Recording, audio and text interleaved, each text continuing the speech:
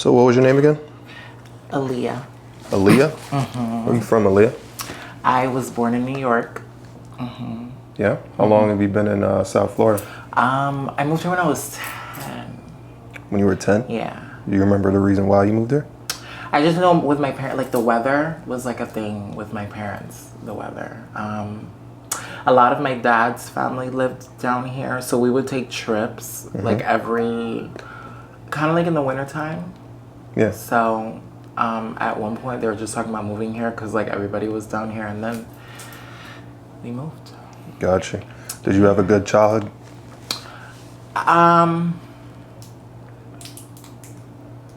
Yeah.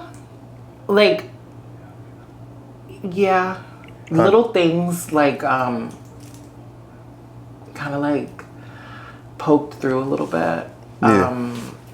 But for the most part, I had a good childhood, yeah. For the most part. What kind of kid were you? Really talkative. Very talkative. Very, I wanted to know everything. I was really nosy. Animated. Yeah. One of those kids, yeah. Where were some of the places that your curiosity led you? I mean, anything. Anything. I don't know. Even like with my mom talking on the phone with her friends, I was curious to know what she was talking about, to how things worked. Yeah, I think whatever my parents told me not to do, I was always curious as to why I shouldn't have done it. So. Did you have a good relationship with your parents? I have a great relationship with my mom. Me and my dad do not talk whatsoever. Yeah. When did that start? Once I transitioned, that's when that started. Once I transitioned, I mean, it was kind of trickling into that anyways, but I think once I transitioned and like officially took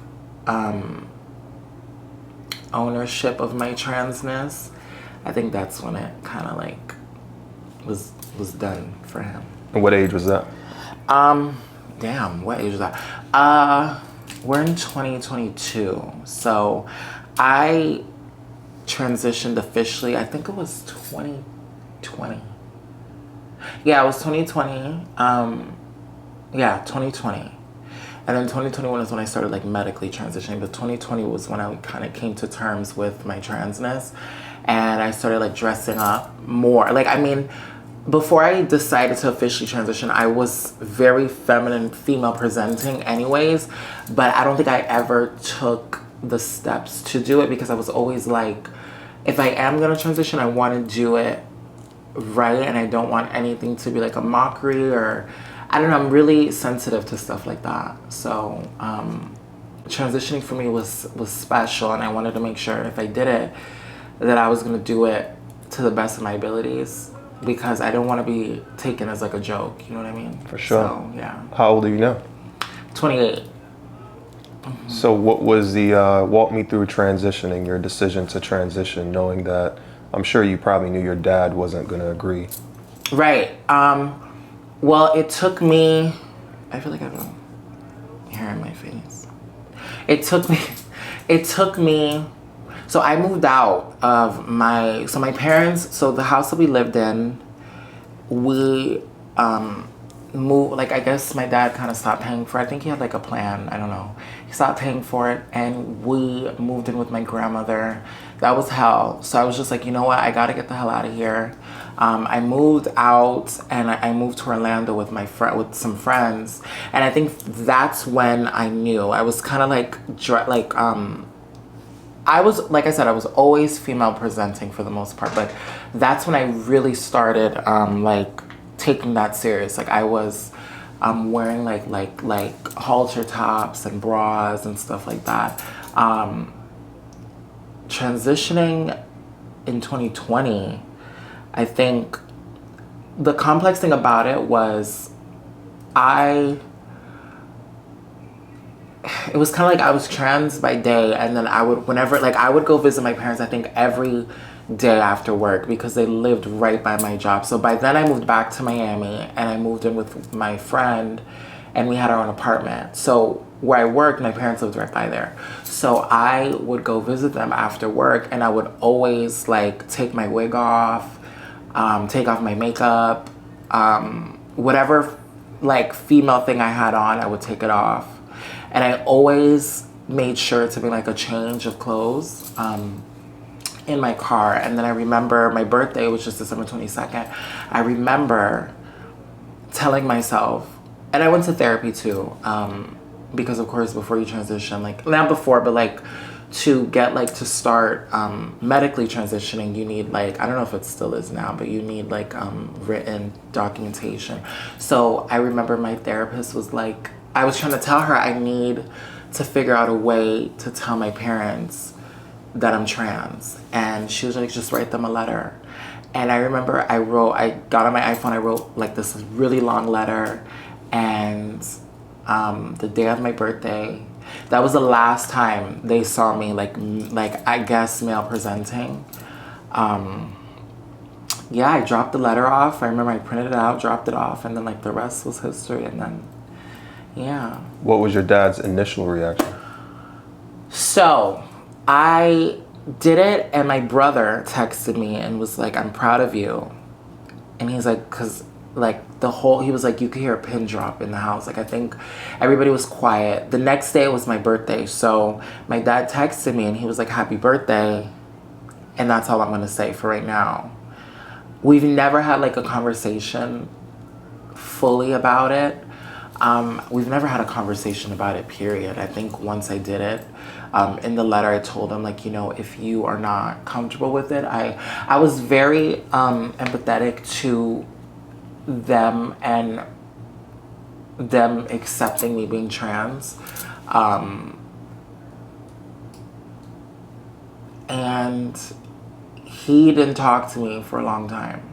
So I was okay with that. I was fine with it. But yeah, I wouldn't really know exactly his response because we don't talk, you know? What were some of the inspiration behind you being trans? So one of the biggest ones, it sounds funny to me, but it's probably very valid. One of the biggest ones was the show Pose. The show Pose was a big, like that show really, I don't want to like change it sounds so corny to say like change my life, but it did because it was finally, I guess, because there's always been like LGBTQ television, but I feel like that I really resonated with. And I wasn't even trans yet, but I just resonated with it. And I think when people talk about transness and they, you know, they say like, how do you know you're trans? I never felt like I could identify with men. Even when I thought I was male presenting, I just never, like anytime there was a guy like secluded thing, I never felt comfortable. I didn't feel comfortable in the men's bathroom. I didn't feel comfortable in school when they would like separate the guys and the girls. I never felt comfortable. So watching Pose, even though these women were trans women, I still felt, I don't know, I still felt like apart. You know what I mean? So I was watching a lot of these narratives that I could relate to, and I was like, you know what? Like, this is me, and I should just do what it is that I know I need to do. I was doing everything besides trans. I was wearing nails. I was not saying like this makes you trans, but right. I was wearing nails. I was doing my makeup. Like I said, I was already dressing up very female presenting. So it was like I might as well just take that last kind of leap. And yeah. How tall are you? I'm 5'11". Okay, so pretty tall. Yeah. Right. So was it a shocker to your community or your neighbors or friends at school when you transitioned, although you were presenting femme? I think some people might say so. Mm-hmm. I don't think so. I think if you know me very well, you would have saw it coming. You know what I mean? I think it's very clear that that was what was gonna happen. You know what I mean? Like I don't think it was something out of this world or outlandish. I think if you knew me, you saw it coming. So. Talk to me about your spirituality and religion. Did you practice or do you believe in any of them? I'm gonna be honest, I think my parents and my family have made it very hard for me to resonate with anything like too churchy. I think growing up and being of Haitian descent, I think all you know is like God and Christianity. Is that interrupting? Yeah, but I understand where we are. We're in Aaliyah. Yeah. It's Friday. Yeah. It's okay. You sure? Yeah, it's fine. Okay. Our audience will enjoy. They could hear that? They will in the background faintly. It's fine though. Okay. Let's keep going. Okay. So you believe in God? I do, yes, but I really am not a fan of like the like mega like church like super like churchy like Bible thumper stuff. And I think because I was watching my dad do a lot of ass backwards things, that's why I kind of was just like, okay, we're preaching one thing, and that's where like when I was younger, where I was telling you about the curiosity, I think that's where a part of that comes in, where it was like, okay, we're preaching about God and you're taking me to church, but then I'm finding like panties in my dad's like suitcase when he goes out of town. So I do believe that there is I guess a God. I do. I also think with the things that have happened to me, there cannot not be. I think whoever is like, I guess whoever is God, or, you know, I think, I always say this, I always end up okay. Right. Like whenever I'm in like a shitty situation, I always end up okay. And I think it's because how I lead and how I navigate, I think it's very genuine. And I think the universe, I think the universe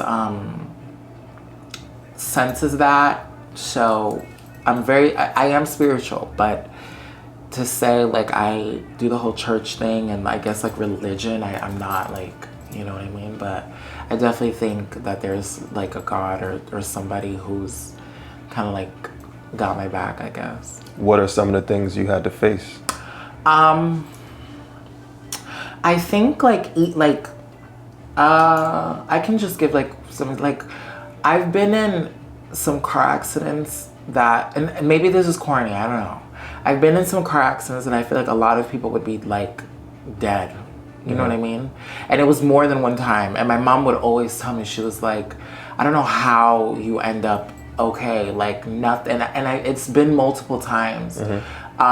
Situations where like I've been evicted and I always managed, like, there's always like a light at the end of the tunnel. And again, it sounds corny, but I really do feel like somebody's got like my back or something, because I always end up okay.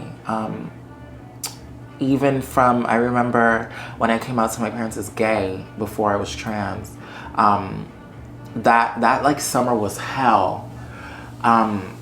But like there was things that my dad would do that would always like backfire on him. And I don't know, I just feel like I said, I just think there's really something in the universe that's really got my back and really is like keeping me like okay. Have you experienced any child abuse? I wouldn't say like, I mean, I remember one time my dad caught me like watching like porn, and I remember this very, like, he pulled my pants down like to see me wrecked and like gave me like a whooping. Yeah, that was, Okay. yeah, that was weird. Is there anything we should know about your dad?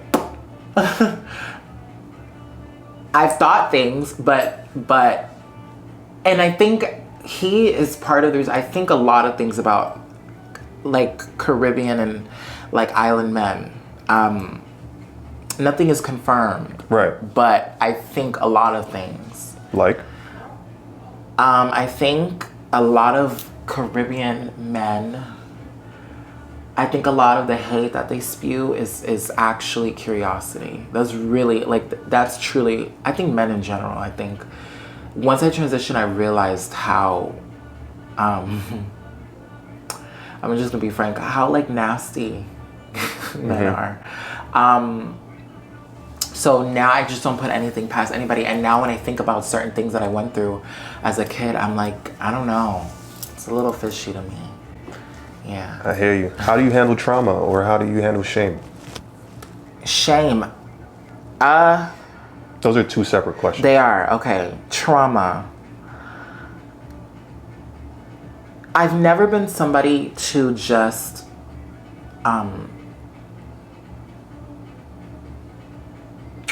I've never been somebody to just put things under the rug, ever. Like, I've never been that type of person. I think I face everything like head on.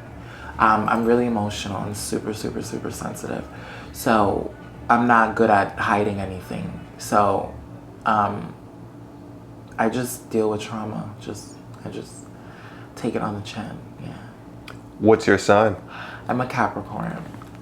Okay. So how would you describe what you do for a living right now?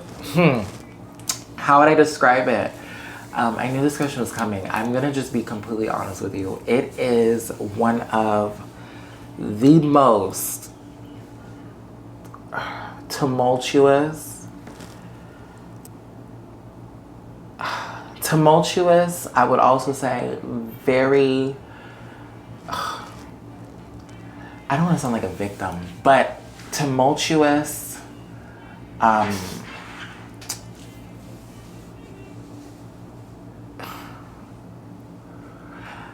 want to say degrading, but I feel like people would be like, well, bitch, you degrading yourself. So like, it doesn't make sense. But tumultuous, I would say, degrading, and a part of it is liberating in a weird way, because I think two things can be true at the same time. I think something can be degrading, but then I think it could be liberating. So I would say, yeah, liberating, tumultuous, and sometimes very degrading. Yeah. And what would you describe, or give me a word for what you do? I mean, I do OnlyFans, and I also escort. So I guess I would just call it sex work. Right. I can call myself a sex worker, yeah. Why do you think some trans women go down the path of sex work? Well, I'll tell you what I did. And then, well, I don't want to group all of us, because I don't speak for all the girls, but I will say, I think what happened for me was when I began my transition, that was never a thought in my head to do it. But what I realized, and I actually have a YouTube video about this, what I realized was a lot of men kind of like smell the baby trans, you know, and they know like, okay, well, she's fresh. And I think they also know that we're kind of like longing for like that like male attention, and male that wants for a male. And I was getting used a lot in the beginning of my transition. I think I also lead very sexually, or I did lead very sexually in the beginning of my transition, because I felt like, okay, well, this is what is to offer. And I thought that was gonna like get me a good relationship with a guy, and all it led to was just me getting fucked and then them going on their merry way. So I kind of thought about it, and I'm like, you know, why not make money off of this? Because if I'm getting used and getting nothing out of it, but dick and a headache, why not make money? And yeah. So what's your plan for this? I want to save as much as I can. Of course, get some things done, like surgery-wise. And I also really want to be like an activist for like young trans kids. That's something I really want to do. I want to like, I don't know if open a foundation, or like just be able to speak to different young trans kids, because I think they need like a round-the-way girl who is not like, I think a lot of girls get famous And not saying they forget about the youth, but I think they get famous and then other things happen. I want to be that person that, like, you know, it's like, oh, you know, she's just a regular girl just like us, you know? And I think because I didn't have anybody to teach me about being trans, I think I kind of went down certain pathways and did certain things that I wish I avoided, or somebody kind of like talked me through, you know what I'm saying? Which I would love to do for other girls. So that is what I want to do. Yeah. What are some of the mistakes that you made on this journey? Like I said, like I had a lot. I mean, I do now, but it's because of what I do. But I just had a lot of sex that was like probably not good for me mentally. Yeah, it wasn't good for me mentally. And I met a lot of men that weren't good for me mentally. And I wish that I saw those signs early, but I was so just not in the know. And the flags, I didn't catch them, because I think when I transitioned, there was a different wave of attention that I got that I never got when I was a gay man. Because when I was gay, I was very flamboyant and I was colorful, and the narrative when you're gay is like you want someone masculine. I mean, the guys that were masculine would want someone feminine, but my feminine was like, you know. So once I transitioned, I got a lot of male attention, and it was kind of like skyrocketing, and I was just kind of like, you know, well, the only way I guess to keep them is just to fuck everybody. So I wish somebody taught me that wasn't what you had to do, you know. So Do you have any role models in this game? No.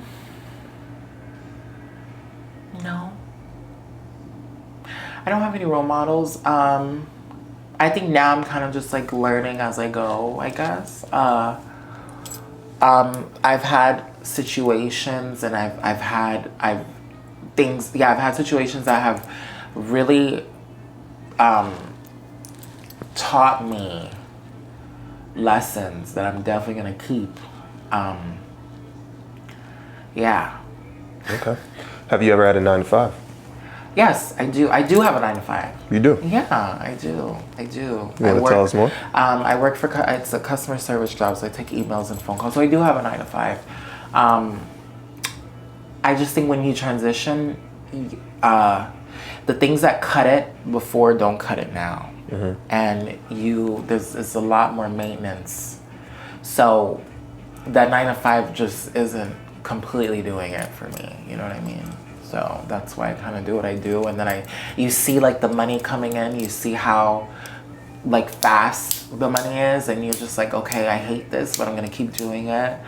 You know, I could swallow my pride and my morals when they hand me the money. So Is there anything you enjoy about sex work? do not get me wrong, I love having sex a lot. So I do enjoy sex, but okay, I enjoy, depending on who they are, because I think I'm just like kind of like a warm person. I enjoy certain conversations.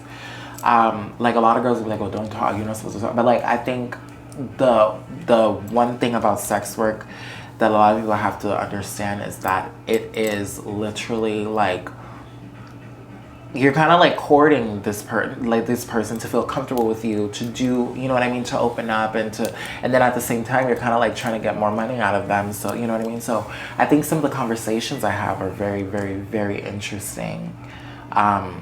So I do enjoy like conversing with some clients just to kind of like get a perspective. I always wonder like what goes on in their head, you know what I mean, because I've never paid for sex. Obviously I don't think there's anything wrong with it, but I always kind of want to like, I guess, understand the person paying for it, you know. So My viewers are going to see this and say, what's a lot of sex to you?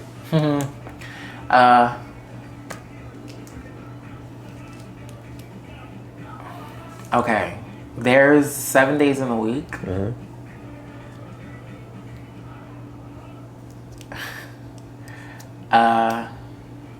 I've probably had a guy over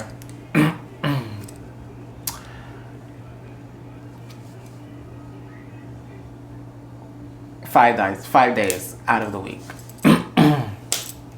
Yeah. Okay. Yeah.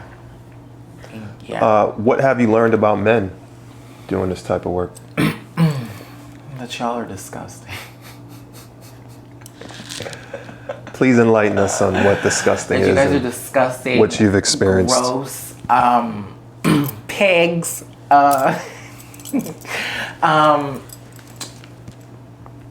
Yeah, the shit that some men are into is wild to me. And then like the like the disregard for some things is wild to me too. When men pay for sex, it's almost like any fucking like any safety protocols get thrown out the window. They don't care, you know what I mean? And then it's like, some girl had said this on some app. She was like, when you do sex work, all your morals go out the window. And it's kind of true. Because like in my head, I'm like, you know, you want to remain safe. But then it's like, here's this guy paying you this much money to like give him like the girlfriend experience. And you're just kind of like, fuck. Like, I don't want to. Because obviously my safety is important. But then I have bills to fucking pay. So yeah, guys are gross. And that is one thing I've learned. They are very disgusting. And pigs. I could go on. Well, I don't think we have time. Do you have a strange request that you want to elaborate on? I've had a few. I've had guys ask me to pee on them, shit on them.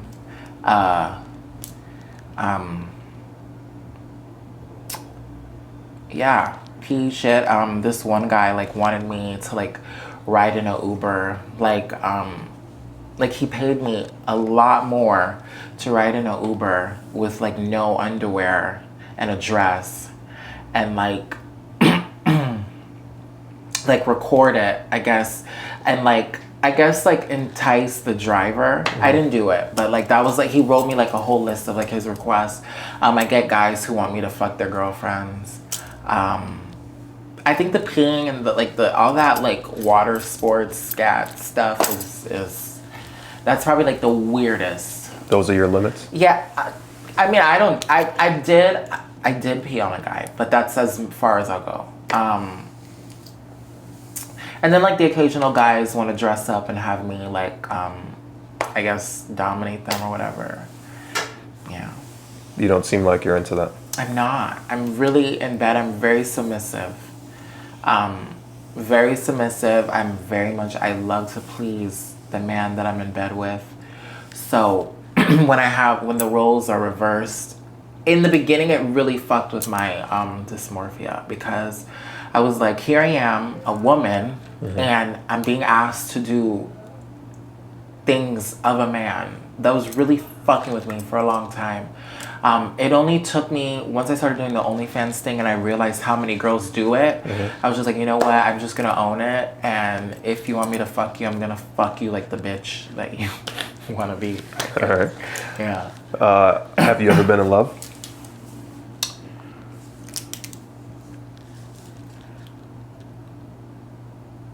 No. I have love for people. Have I ever been in love? No. Talk to me about the difference. I thought I might. No, fuck him, no. Mm-mm. What's the difference between loving for people and being in love with I think poor you people? can have love for people. Like I think you can have love for someone. I think being in love is something I think is like a feeling. I don't know if I don't want to say it's like inexplainable, but I think it's something. It's not tangible, and it's not like, I think when you have love for someone, it's not as deep as being in love with someone. Mm-hmm. Am I making sense? Yeah. Okay. Have you ever been arrested? No. Mm-mm. I don't plan on it either. Are drugs a part of your life? Not like, funny enough, not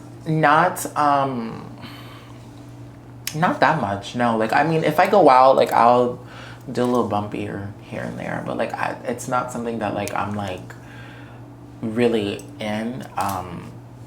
No. I'm more of I like to drink, but even then, like when I do like when I do what I do, I don't drink or I don't do anything of that nature. I'm really weird like that. Yeah, I don't do any of that. Like, yeah. What's your feelings about DL men?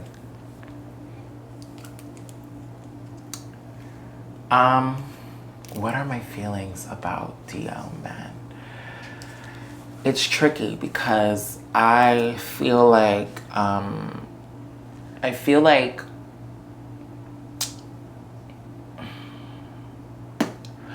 one end of the spectrum, they pay. But then on the other end of the spectrum, they keep this narrative going that is not going to help just the LGBTQ community as a whole. They pay and they, I guess, help the movement, like the sex work thing going, but they're kind of a detriment to certain things that I think we're trying to push. Explain, please. I think they're a detriment because when we want to be in a relationship, we want to be in a relationship with somebody who is going to be open with us and is going to love us publicly and openly and unapologetically. And I think when it comes to DL men, it's like what I've learned for me, like doing sex work, they pay me. Mm-hmm. I won't go any further. When I first started, I did. I was kind of like, you know, well, if he's down low, like whatever. But I think now it's more of like I'm not taking steps backwards. And I think down low men, they kind of want the cake and eat it too. And I think that's where I say it's a detriment because it's like we can't promote being proud of our transness and being open with our transness and being unapologetically trans, but then dating a guy who's not happy. I don't want to say not happy, who's not open with his love for us. Now, there's a few little exceptions. I think it's maybe one thing to date a guy who will be open, because I do think there's a difference between discreet and DL. I think a guy who's like, you know, let's talk and I want to like get to know you, and then if I feel like I need to be, because there's men like that who feel like if I need to be open with you, I will be. Mm-hmm. And I guess that is up to the discretion of whatever girl. But for me, the download thing is just not something that if you're not a client, I don't want it. Do you feel like you're addicted to this lifestyle? Not yet. Yeah, not yet. Does there lie a possibility that? For sure. Yeah, there's definitely a possibility. Because as much as I talk shit about it, I got a client coming in. You know what I mean? So It's just like, yeah, it's easy. When, like I said, when you see that fast money, it's very, very easy to get like warped into it and not stop. What do you spend most of your money on?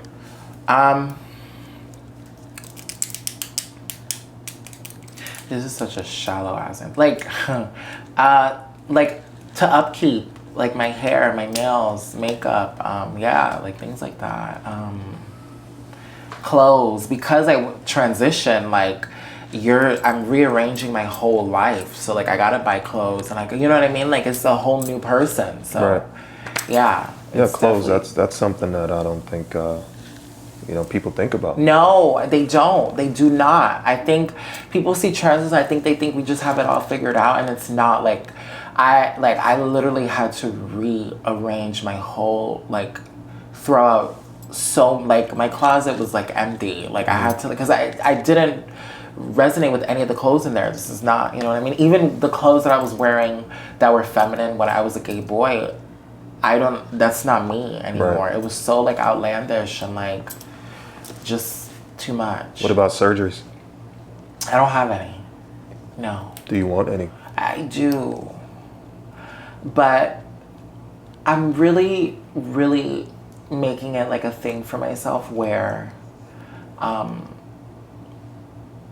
want to be, because like I said, this is going to be my second year, I think medically transitioning, because we're in 2022. Yeah. So I want to, I guess, love and be comfortable with who I am before all of that, because I've heard too many stories of girls who get surgery and they're just not happy still. And I don't want to go down that road. I think I'm finally at a place where like I look in the mirror and I'm good. Like I'm okay. You know what I mean? I have my days like everybody else, but I think I'm finally, I guess, coming into form where like I look at myself and I'm okay. And you know what I mean? What does medical transition look Like taking like estrogen and the T blockers and stuff like that. Yeah. Do you feel like you've lived a pretty good life so far? As a trans person, or just like in general? In general. Yeah, I think there's there's ceilings that I haven't broken that I know I can.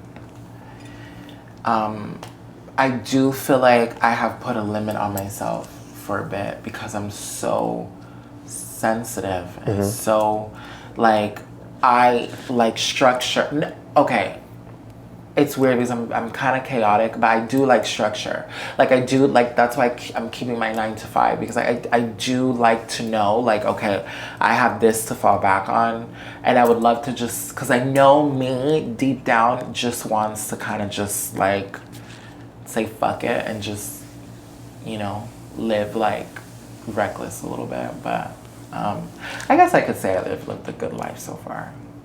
Tell me about the happiest time in your life.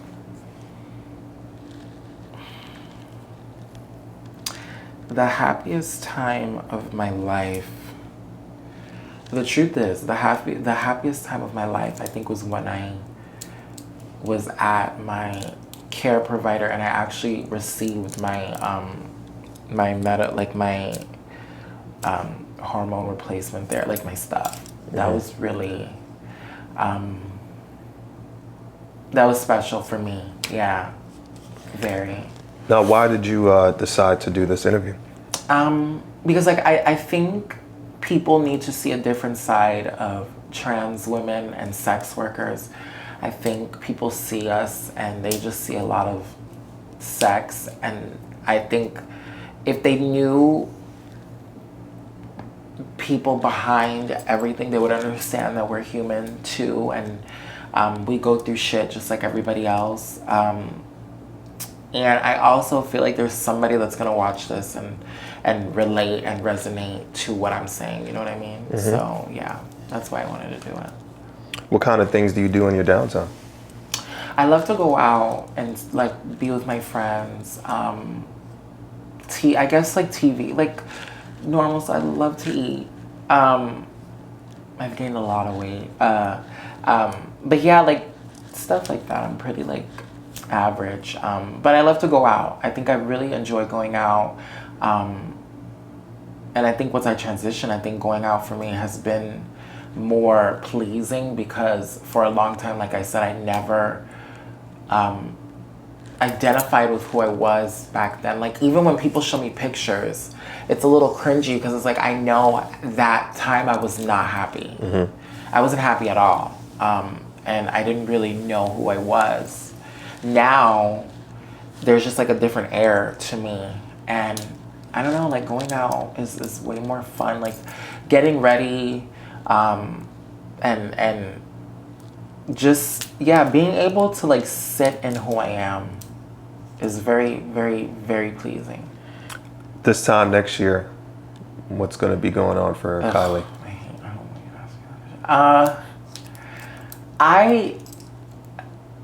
I've learned to stop planning because life throws me so many curveballs. I thought I was gonna be in one place. Like a year ago, if you told me I would be doing what I'm doing, I would tell you fuck no. And here I am. So I don't really have like a game plan. I'm just going with it. But what would you want? What are some of your goals and desires? I would love to officially have a transition, like my ID transition. I would love the name change. I would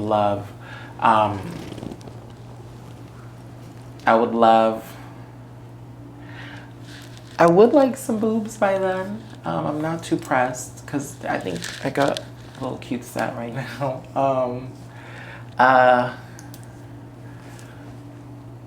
Living by myself. Um, and being like financially okay. I think I'm getting there, but I would love to be at a point where maybe I don't have to rely on sex work and not well OnlyFans and escort. Like I would be okay with just relying on OnlyFans. So yeah, I think the name change, the ID stuff, my boobs, and work that's not that doesn't like suck me of my energy too much. What's the profile of most of the men that see you?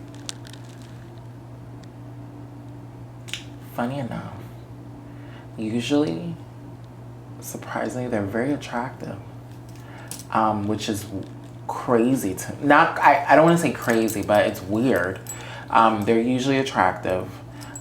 It's guys that because of the area I live, they're usually like sometimes most of the time they're Spanish men, and then black guys, of course. A lot of them are like in their like late 20s, early 30s. Probably guys that I would see at a bar. I've seen a few clients at the bar. And they end up having girlfriends or wives. Yeah. And you can tell that they have like this itch that they want to like release. Yeah. All right, so we're gonna play this game called 5, 4, 3, 2, 1. I'm gonna ask you some questions, 5 different questions. Okay. First being, you're hosting a dinner, and you get to invite 5 people from the past or the present, dead or alive. Doesn't matter. It's your dinner. You get to invite anybody you want in the world, whether they're dead or alive. These are gonna be some interesting people. All right, let's hear 'em. One, my mom, of course, because I love her more than I don't even think words can explain. Like that was like she's the first like image of a woman that I've seen, and she's just like as strong as they come. Granted, there's a lot of things that I resent her for, but I know who she is. It's a big image thing, but I would definitely have her there just because we've never officially have been around each other since I've transitioned. Anytime I've came over, I've stayed in the car because she's accepting, but I think it's still a lot for her to process, and I get it, but I can see the strides. So I would love her to see me in like a normal habitat, to know that like trans people do normal things too, you know. You got 4 more. The second person, I'm thinking of like people that like I loved, like second person. It's like a few different people in my head. Second person, this is hilarious, but the second person would be like, I would say like Britney Spears, but that was because growing up I was so obsessed with her, so she would just have to be there. She's another person. I think she was like that was another person that I saw that like was like my first waves of femininity. So I would have her there.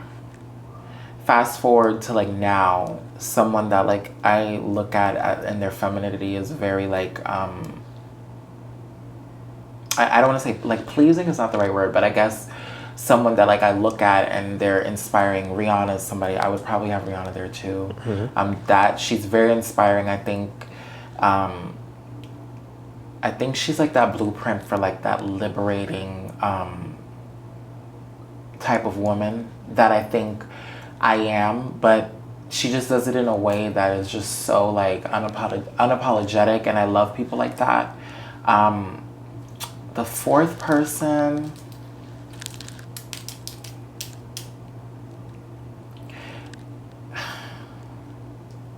It could be my dad, I would say.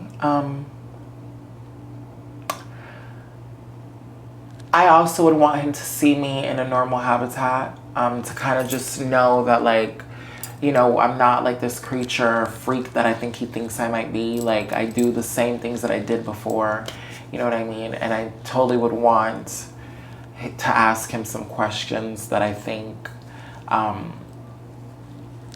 would be interesting. When I was growing up, I always had this thing where I always wished somebody else was in the room when we would have confrontations, because he was a major gaslighter. So I feel like other people being there and me discussing things with him, because we've been to therapy, but he even like finagled his way out of like taking accountability. So yeah, I would want him to. Are you worried about your dad possibly seeing this interview? No. No. No. Fifth person, I don't know. I feel like those two, like the celebrity ones, were kind of shallow, but I really love them. Fifth person, I would probably have to say like someone like a MJ Rodriguez from Pose. I would have her there, because I think my parents also need to see, besides myself, that there is somebody trans that is doing the damn thing and is successful and is just like everybody else. I think that is so important. I think representation, as much as people love to say, oh, you're shoving this down my throat or you're shoving this down our throat, I think people really need to see and understand that like LGBTQ people don't just like fuck on each other all day. Like, we are people who go through things like everybody else. You know what I mean? Like, and I feel like MJ is a good example of that. Like, she is winning awards and she's, you know, just a normal chick. And I think it'd be nice for my parents to see that. So, yeah. All right, and four places that you'd like to travel, and why? I would love to go to London. That's like one of the first ones, because I had like this obsession with the Spice Girls growing up. So I would love to go to London, and just that culture. I would love to go to London. Mm-hmm. I want to go back to New York. I haven't been in a while. And I think who I am right now, maybe going back to where I grew up and kind of like re-familiarizing myself with that would be cool. Maybe like an island somewhere. That would be the third.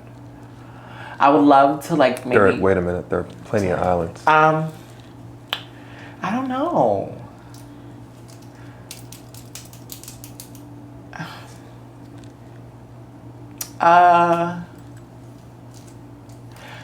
Like an island somewhere like... Does Mexico have islands? That's a good question. I'm sure there's an island off of Mexico. Okay, put me on an island in Mexico.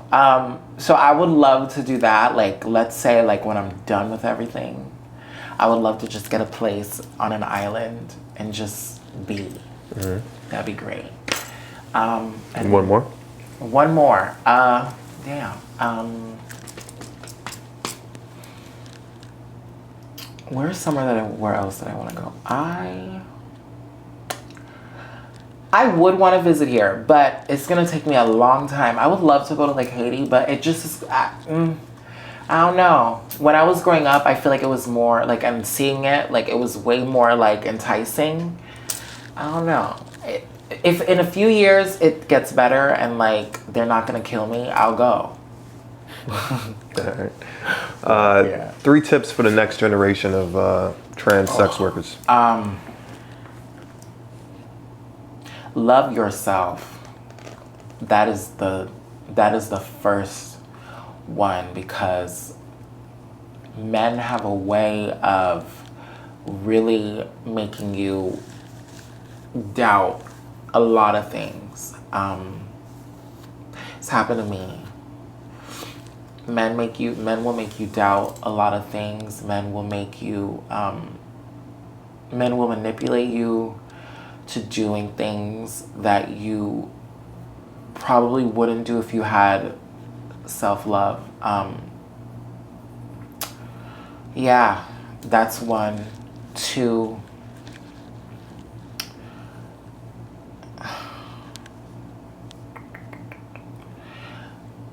I think two would have to be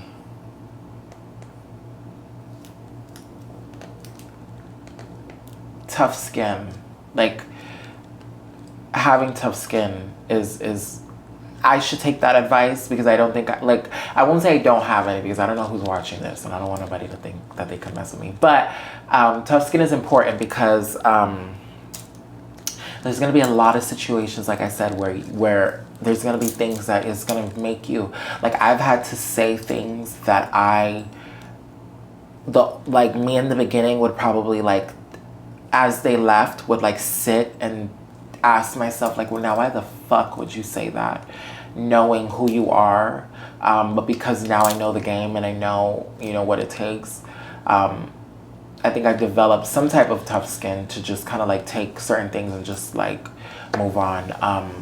But I'd lie to you if I said it didn't affect me, because it did, and it does sometimes. I have my days, and then I guess like the third, make sure you have a support system around you, because it's so easy to get engulfed in these things and get depressed. I've had so many suicidal thoughts, so many times. Not because I don't think I have a support group around me, but I think, I will say this, I'm at the loneliest time of my life right now. And I think if I had more support, not saying I don't, but I think even like, it starts with like family. If I had more support, I think I'd be a little bit more I think I'm level-headed, but I think things wouldn't, and it could be the estrogen, but I think things wouldn't affect me as much as they do. All right, well, this show is used as an education tool. So who are two people that you would like to see on the show? On what show? This show. Oh.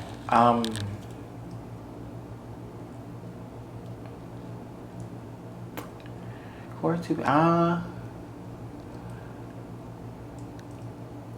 really enjoy.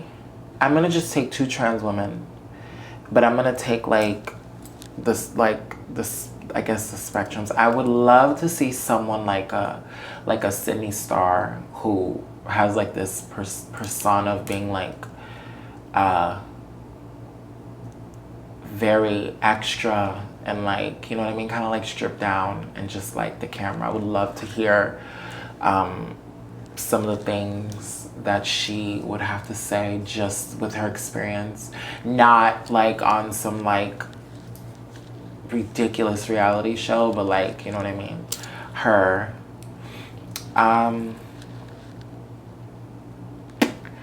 And then maybe like another popular, or like someone who's been in the game for like, I'm very, very, very interested to see that Brandy interview, because I think someone who's been in the game for a long time, it would be interesting to hear how they have dealt with some of the things that I'm dealing with, because for me it's like hell, but then you have her who's kind of just like been maintaining it for a long time, you know what I mean? So I think those two, like I think someone who does sex work and then like someone who's kind of like mainstream, I would love to see like the parallels and them stripped down. I think stuff like this is good because it's just like a stripped down, like unfiltered, like very personal kind of thing.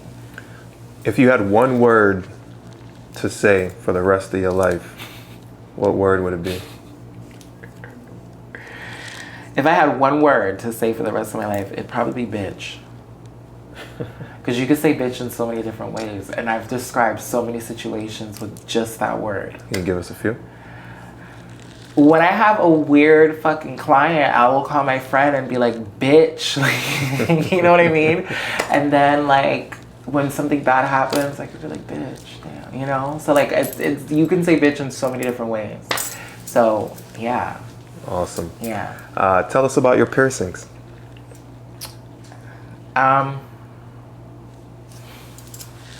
In the beginning, I think I got them because I might have not, and this, I've never said this, I think I might have not have been confident in my appearance. And I think again, this was when I was a male presenting. I think I was always trying to find something to kind of like make me feel feminine. And the piercings thing wasn't something that was masculine, you know what I mean? So I was trying to find my footing.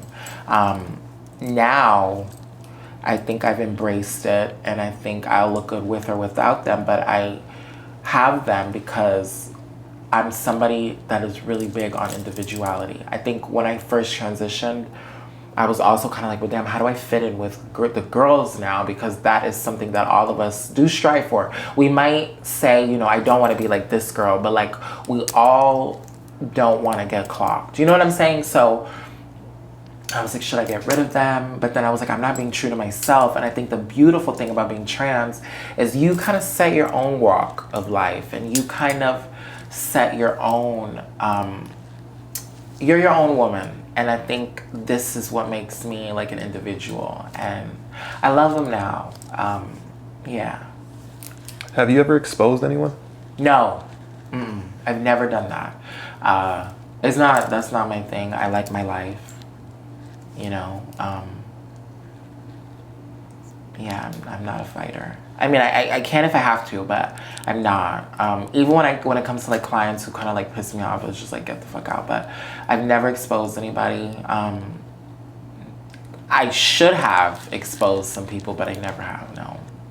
I don't think it does me any justice. It kind of makes it seem like, okay, well, what's there to expose? I'm a woman. You know what I mean? There's nothing to expose. You like a woman. And I'm always gonna stand by that. So I don't think I'll ever expose anybody, no. Now pose this question on the polls. If a heterosexual, can a heterosexual man date trans? Yeah. Or are you considered heterosexual if you date trans women? I think so. Now, some guys totally use us to swivel into some gay shit. But I do think you can be heterosexual and date trans women because we're women, you know what I mean? So yeah. Awesome. You've been amazing. Thank you for taking the time. Thank you. Thank you for reaching out and committing to meeting. It's all been right. a little, yeah. It's all good. Any last words for you? No, thank you. I probably needed this to like vent, you know what I mean, and get some things out. And I hope whoever watches gets something out of it. Like I always speak with like intent, you know what I mean? I hope I wasn't like too like, not depressing, but I don't know, this is real. Like, this is real. It's not glamorous. Like, you might see my videos and think that, like, you know what I mean? It's not always like that. Will I get there? Hopefully, yeah, but it's definitely not always like that. And it's real life. Like, this is real life, so. Awesome. Yeah. Thank you again. Thank you. You can just say your name and, you know, what you felt about this interview. Okay. Now, hi. My name is Aaliyah. And what did I feel about this? I felt this was a very, it was a therapeutic interview. I touched and said a lot of things that I don't usually say. So that was very therapeutic. It was very, is warm? I mean, it was very personal, and I felt like comfortable to say things, and yeah. All right, can you do that one more time? Sure. All right. So, how did you feel about this interview? I felt like it was a very therapeutic interview. I felt like it gave me the opportunity to say a lot of things that I probably wouldn't say on a normal day, normal situation, like a one-on-one with somebody. I think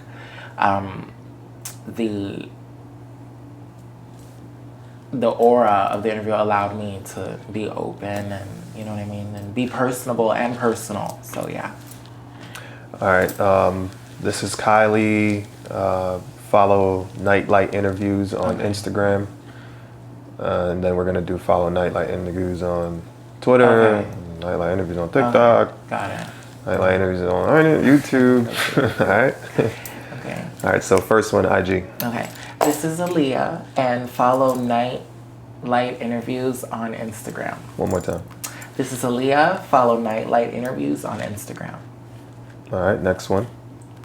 This is Aaliyah. Follow Nightlight Interviews on Twitter. This is Aaliyah. Follow Nightlight Interviews on TikTok. YouTube. This is Aaliyah. Follow Nightlight Interviews on YouTube. All right. This is Aaliyah. Stay tuned for my full interview on YouTube coming soon. Okay. Go. This is Aaliyah. Stay tuned for my full interview on YouTube coming soon.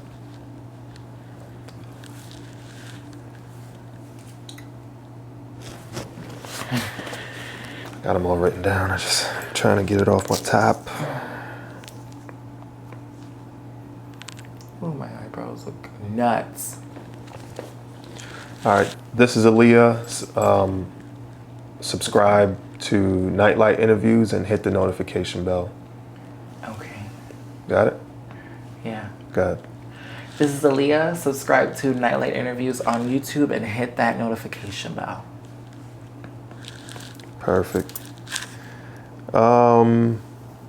This is Aaliyah. If you're watching this, make sure you hit the follow button now. Okay.